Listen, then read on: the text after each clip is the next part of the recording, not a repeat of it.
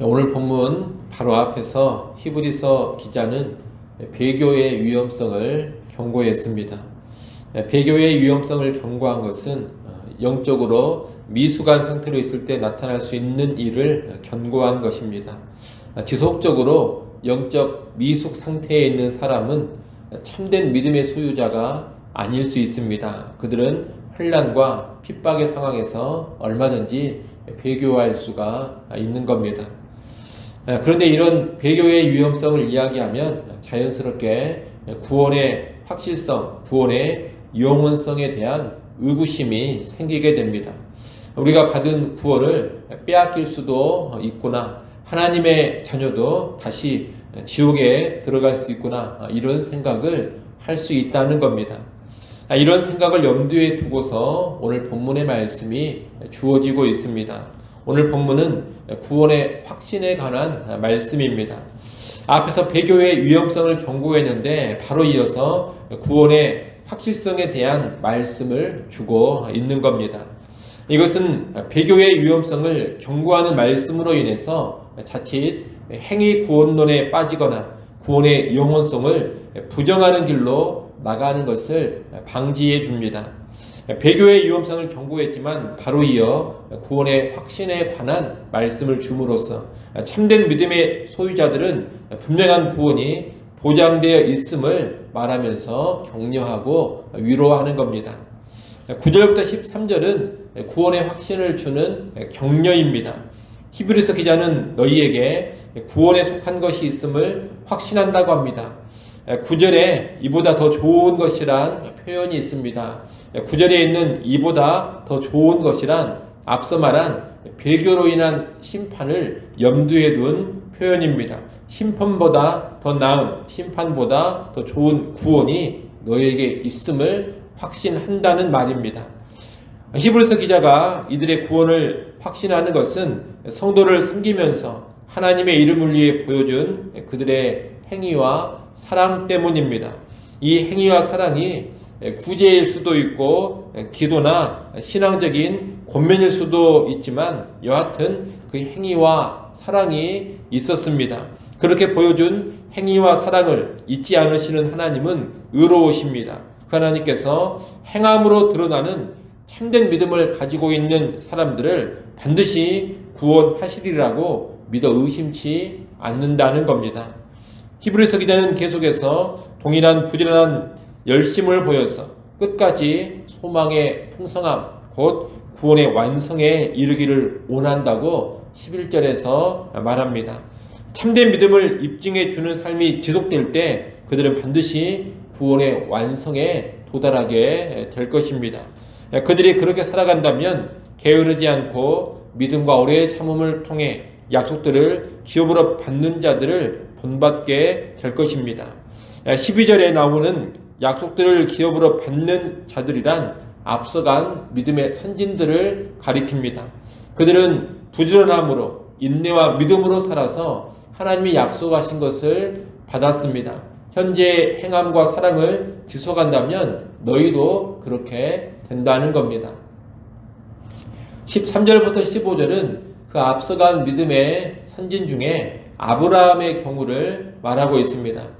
아브라함은 믿음과 오래 참음으로 약속을 기업으로 받은 대표적인 인물입니다. 아브라함은 믿음과 오래 참음으로 살았습니다. 하지만 그 믿음과 인내도 사실 따지자면 아브라함의 개인적인 덕은 아니었습니다. 하나님께서 확실한 약속을 주셨기 때문에 아브라함은 믿음을 가질 수가 있었던 겁니다. 하나님은 아브라함에게 복을 주시고 번성케 하시겠다는 약속을 주셨습니다. 그리고 그 약속에 더해 맹세까지 하셨습니다. 맹세하실 때 자기보다 더 큰 존재가 없기 때문에 하나님은 자기 자신을 가리켜 맹세하셨습니다. 아브라함은 그 맹세가 수반된 약속, 곧 반드시 성취될 약속을 믿음으로 받은 겁니다. 그러니 아브라함이 약속을 받고 약속의 성취를 누린 것은 아브라함의 믿음 이전에 하나님의 신실하심 때문이다, 이렇게 말할 수가 있는 겁니다. 아브라함의 믿음이 그냥 좋아서 약속을 받은 게 아니라는 겁니다. 아브라함 믿음 이전에 약속하시고 맹세까지 하신, 반드시 말씀하신 것을 이루시는 하나님의 신실하심이 있었던 겁니다. 우리도 마찬가지입니다. 우리 신자들도 구원을 하나님께로부터 보장을 받았습니다. 그 구원의 소망이 확실히 이루어질 것입니다. 우리에게 주어진 구원의 소망이 확실히 이루어지는 것도 그 실현의 주체는 누구냐? 바로 하나님이십니다. 하나님이 구원을 약속하시고 하나님이 우리의 구원을 맹세로 보증을 하셨습니다. 그 약속 맹세에 의해서 하나님은 결코 거짓말을 하실 수가 없습니다. 말씀하신 구원을 결코 폐할 수가 없습니다. 하나님께서 신실하시기 때문에 약속하시고 맹세하신 구원을 반드시 이루신다는 겁니다. 이것이 바로 우리에게 커다란 위로가 되는 겁니다. 우리가 부지런함과 믿음과 인내로 살아가는 것은 결코 우리의 구원이 불안해서가 아닙니다. 그렇게 살지 않으면 우리 구원을 잃어버릴 수 있다는 그런 두려움 때문이 아닙니다. 하나님이 약속대로 구원을 이루실 것이 너무나도 분명하기 때문에 그 분명한 구원을 든든한 소망으로 삼고 그렇게 살아가는 겁니다. 불안 속에서 신앙의 삶을 사는 것이 아니라 확신 속에서 신앙의 삶을 산다는 겁니다. 19절에서는 이 소망을 가지고 있는 것은 영혼의 닷과 같다고 합니다. 구원의 확실성, 완성에 대한 소망이 영혼의 닷이라는 말입니다.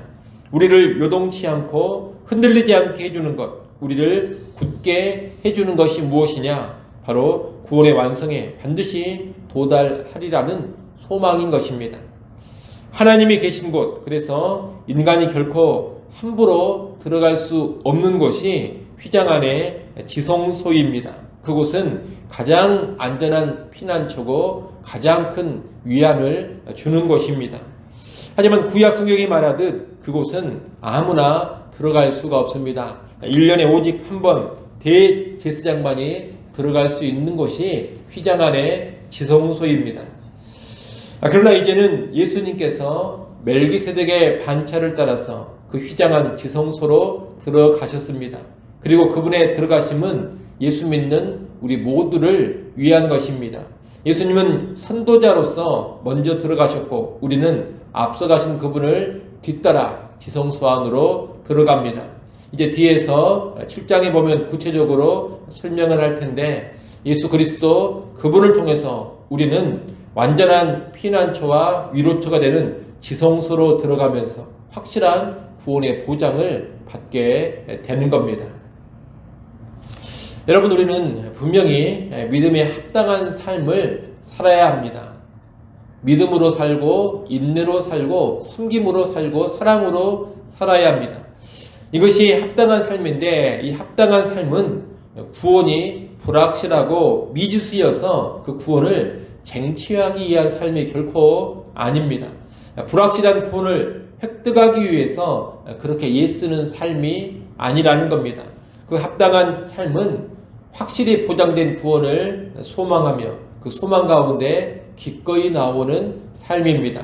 다시 말하면 구원을 보장받기 위한 삶이 아니라 충분히 보장을 받았기 때문에 나오는 삶이라는 겁니다. 우리는 구원에 관한 이러한 진리를 잘 이해하고 있어야 합니다.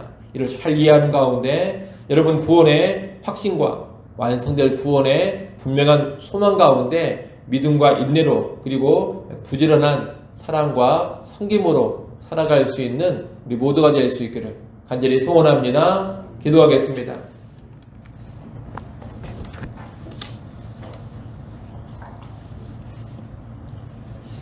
하나님 아버지, 교회 안에 비록 배교의 위험성이 있지만 참된 믿음을 가지고 있는 사람들은 결코 하나님이 보장하신 구원을 상실하지 않는다는 것을 분명히 알게 하여 주옵소서. 행함으로 드러나는 참된 믿음을 소유하고 있는 사람들은 반드시 영원한 구원을 보장받는다는 그 믿음을 분명히 갖게 하여 주옵소서. 그 믿음 가운데 우리의 구원에 합당한 삶을 매일매일 살아가기를 원합니다. 참된 믿음을 가진 자로서 영원한 구원을 확실히 보장받은 자로서 매일의 삶이 하나님 앞에 믿음의 삶, 인내의 삶, 사랑과 섬김의 삶이 꼭 되게 하여 주시옵소서. 아버지 하나님, 또 오늘 이 시간 하나님께 나와 기도할 수 있게 해주셔서 감사합니다. 깨어 기도하는 시간 되게 하시고 영적으로 더욱더 근신하는 시간 되게 하여 주옵소서. 우리의 모든 필요를 하나님께 감사함으로 아뢰게 하시고 도우시는 하나님의 은혜와 긍휼을 힘있는 시간 되게 하여 주시옵소서. 오늘 하루 살아갈 때에도 늘 주의 뜻을 잘 분별하며 주의 뜻을 행하는 하루 되게 하여 주옵소서. 예수님의 이름으로 기도드리옵나이다. 아멘.